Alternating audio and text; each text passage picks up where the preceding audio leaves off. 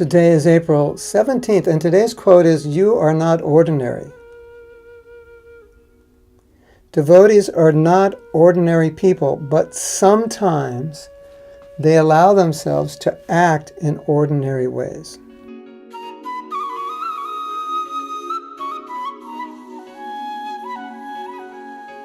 So there's a story I've told before.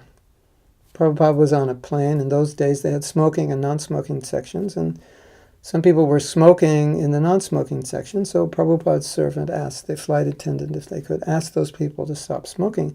Later in the flight, they started smoking again. Again, Prabhupada's servant called the flight attendant, and Prabhupada stopped him. And he said, "Other people are not complaining, so only you are complaining." So he said, "If you cannot tolerate this, then what makes you different from everybody else?" And I think it's a very powerful point to ask myself, I'm a devotee, I'm practicing Krishna consciousness. What makes me different from everyone else?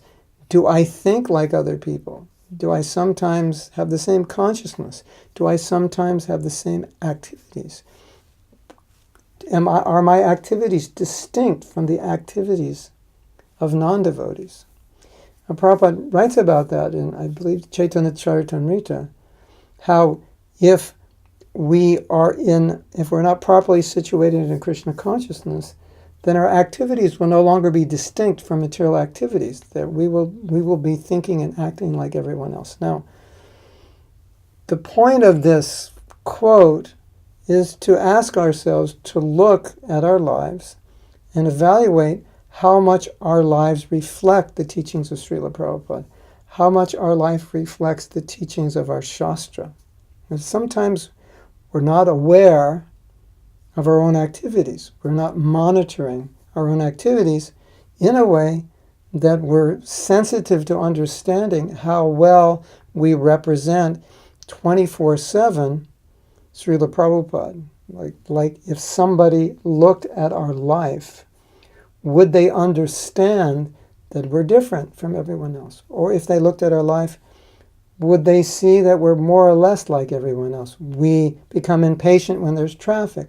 We become upset when something's taking long or something doesn't go our way. We get hurt and we won't forgive. These are very, very practical things by which we can judge ourselves. Now, a lot of us may say, well, these are not the big things. Surrender to Krishna is the big thing. But Prabhupada once said that as you're advancing in Krishna consciousness, you should see how your Vaishnava qualities are developing. So after 30 years of doing wonderful service, if our Vaishnava qualities are not developing, manifesting, growing, something's wrong. Something's definitely wrong.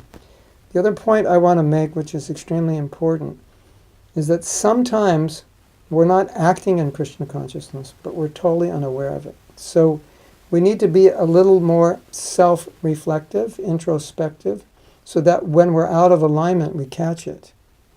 We stop ourselves, rather than allowing ourselves to mistreat someone, to become angry, to not care properly, to not act with the kindness and compassion that a devotee should act with. We want to catch ourselves, monitor ourselves, look at ourselves and ask, am I representing what Srila Prabhupada is trying to make me into?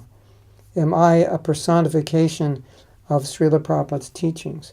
So we want to monitor that in our life and understand that Krishna consciousness is practiced 24/7. Every time you interact with someone, that's a chance to practice Krishna consciousness. People say, well, I work, I don't see how I can be Krishna conscious. But every interaction is a chance to be Krishna conscious or not. So if you think of it that way, you can see life is just sadhana in the real world. Every engagement is an opportunity to be more or less Krishna conscious. To be more Krishna conscious or less. Not more or less Krishna conscious. Either more Krishna conscious, less Krishna conscious, or not Krishna conscious at all.